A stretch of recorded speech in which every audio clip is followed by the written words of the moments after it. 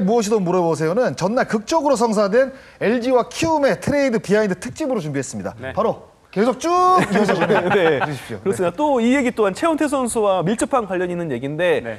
사실 LG 약점이 너무 분명하니까 그럼요. 왜 트레이드 안 하냐, 뭐 외국인 투수든 아니면 토종 선발이든 트레이드 해와야 되는 게 아니냐라는 얘기가 쭉 있었고 차명석 단장이랑 꾸준히 이거에 대해서 제가 많이 물어봤죠. 근데 주겠습니까? 선발 투수 주겠습니까? 라는 기조였다가 미국 이제 워크숍에 갔다고 나서 약간 답변이 바뀌었어요. 그 목요일에 들어왔잖아요. 네, 줘야지 되겠죠?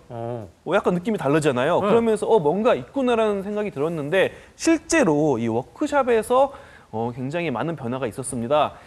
일단 차명수 단장은 단장을 맡자마자 가장 신경 썼던 게 2군 육성이었어요. 네. 좀 팜 시스템을 강화하고 싶다. 그래서 우리도 좀 두산처럼 화수분 야구 하고 싶다. 이런 게 굉장히 강했는데 그게 어느 정도 되고 있었고 그러면 지금 좀 상황이 바뀌었으니까 우리가 유망주 뎁스가 강하니까 이 뎁스를 이용해서 메이저리그 보면은 상위권 팀이 유망주 내주면서 하위권 팀에 좀 특시 전력감, 강한 자원을 가지고 오잖아요. 이런 메이저리그식 트레이드를 한번 해보고 싶다는 생각도 들었다고 해요. 그러면서 트레이드 파트너가 돼준 키움에 감사하다는 얘기를 했는데요. 사실 키움도 이렇게 현재 즉시 전력감을 내주는 그런 생각을 하고 있지 않았는데 네. 가장 큰 건 이정우 선수의 부상 이탈이었습니다.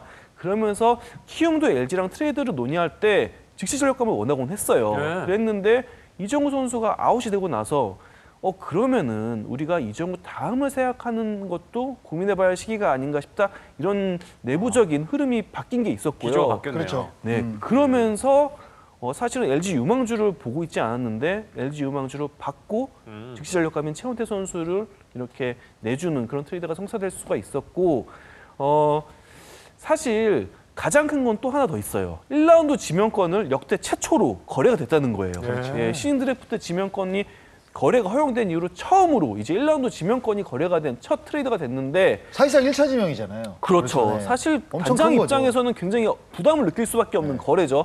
차명석 단장은 그래도 우리가 유망주 뎁스가 괜찮기 때문에 한 해 정도는 1라운드 지명을 하지 못해도 막아낼 수 있을 거라고 생각을 했고 지금 시스템이 어느 정도 갖춰져 있으니까 또 역시 좋은 유망주를 계속 발굴해낼 수 있는, 키워낼 수 있는 시스템에 있어서 자신감도 있다라고 했고요.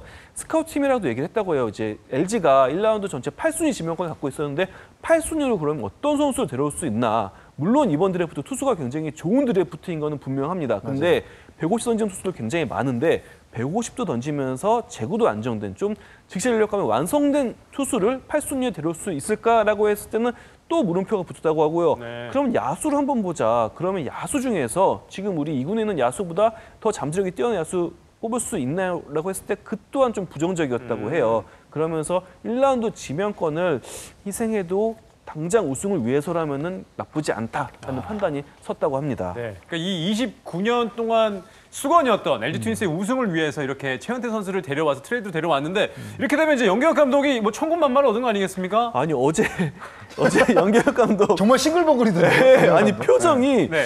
와, 그 개막하고 나서부터 이렇게 좋은 표정?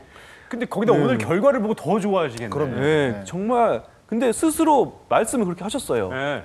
가슴 속에 꽉 막혀 있던 허리, 응어리가 확 풀어났다고. 그래서 예. 그러니까 그 전까지는 이 선발 투수만 생각하면 잠을 못 잤대요. 아, 예. 왜냐하면은 선발이 약하니까 그만큼 불펜을 많이 써야 되잖아요. 그러니까 불펜 운영 자체의 과부하가 너무 심할 수밖에 없었고, 그러면 누군가는 이제 불펜진에서 탈날 수밖에 없는 그런 정말 외줄 타기식 투수 운영을 할 수밖에 없었는데 최원태 선수가 오면서 정말 옵션이 많이 늘어났다. 일단 선발진 한 차례가 채워지면서 기존 선발 투수 중에 한 명이 롱맨으로 가면 되고요. 그렇죠. 그러면 그 롱맨이 생기니까 그만큼 불펜 운영이 쉬워지고요.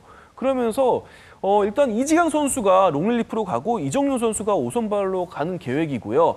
그리고 김윤식 선수가 아마 8월 10일 정도에 투구수를 다 채워가지고 1군에 올라올 계획인데 그럼 또 이정용 선수도 롱릴리프가 될 수 있고 그럼 롱릴리프가 자연스럽게 늘어나고 이닝 먹어주는 선발은 생겼고 자연스럽게 불펜은 과부하를 피할 수 있게 되고 이러면서 굉장히 어려웠던 투수 운영을 각오했어야 됐는데 이 부분이 풀렸기 때문에 정말 가슴속에 뻥 뚫렸다 이렇게 얘기를 했고요. 네.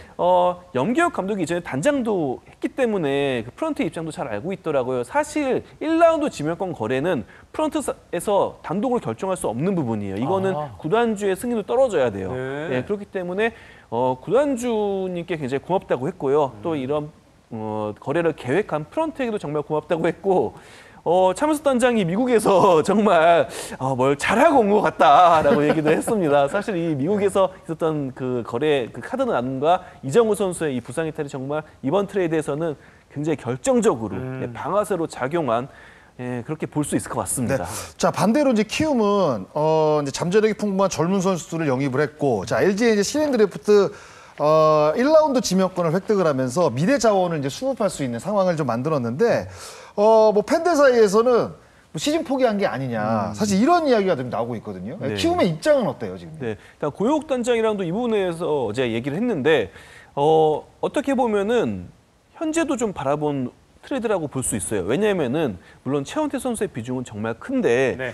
일단 트레이드를 하게 된 건 어쩔 수 없죠. 이정우 선수의 부상이 결정적이었는데 그러면은 최원태 선수를 보내지만 이 이정우 선수의 빈자리를 좀 어떻게 메울까? 그리고 최원태 선수가 없어도 우린 선발진 운영이 어느 정도 되는 게 아닐까? 이런 부분을 생각을 했다고 합니다.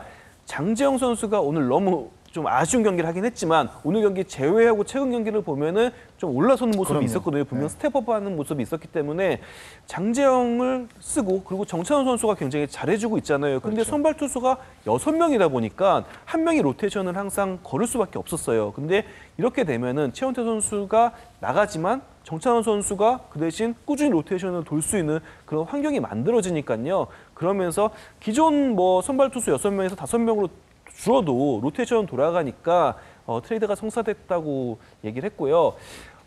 가장 중요한 거는 저는 역시 이주영 선수. 이주영 선수. 네. 네. 이번 트레이드에 있어서 핵심적인 선수가 이주영 선수였다고 보면 된다고 얘기를 했는데 어쨌든 dob슨 선수가 굉장히 긍정적인 에너지를 많이 불어넣어주고 있어요. 키움에. 거기에 지금 이정우 선수가 없는데 네. 그 자리를 이주영 선수에게 기회를 주면 좀 더 공격이 활발해질 수 있지 않을까.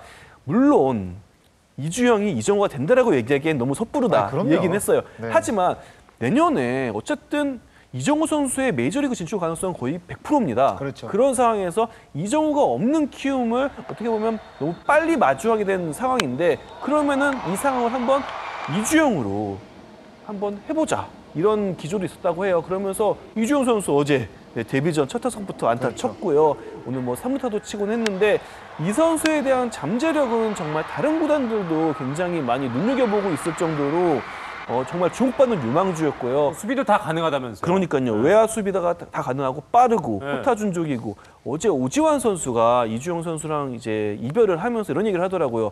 키움은 꾸준히 메이저리그를 배출하고 있는 팀이고 기회를 많이 주는 팀이기 때문에 오지환 선수 스스로 예상을 했을 때 이주영은 30, 30도 할 수 있는 선수다. 그래요? 네, 그러니까 평가가 정확성도 있고 빠른데 펀치력도 있다는 평가거든요.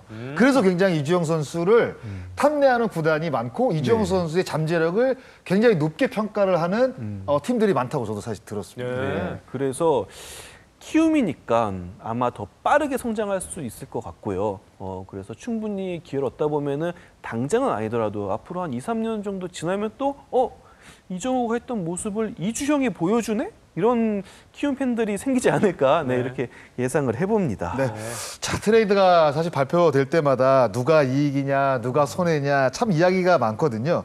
그런데 이 트레이드라는 게 시간이 지난 후에 다시 평가받는 경우들이 많기 때문에 이번 트레이드도 역시 시간이 좀 지난 이후 그리고 이제 시즌이 끝난 이후 과연 이 옮긴 선수들이 어떤 성적을 내줬느냐에 따라서 평가가 바뀌지 않을까라는 생각을 해봅니다. 자, 윤세호 기자 이번 주도 풍부한 소식 전해주셔서 너무 감사하고 다음 주도 기대해 보겠습니다. 네, 고맙습니다. 감사합니다.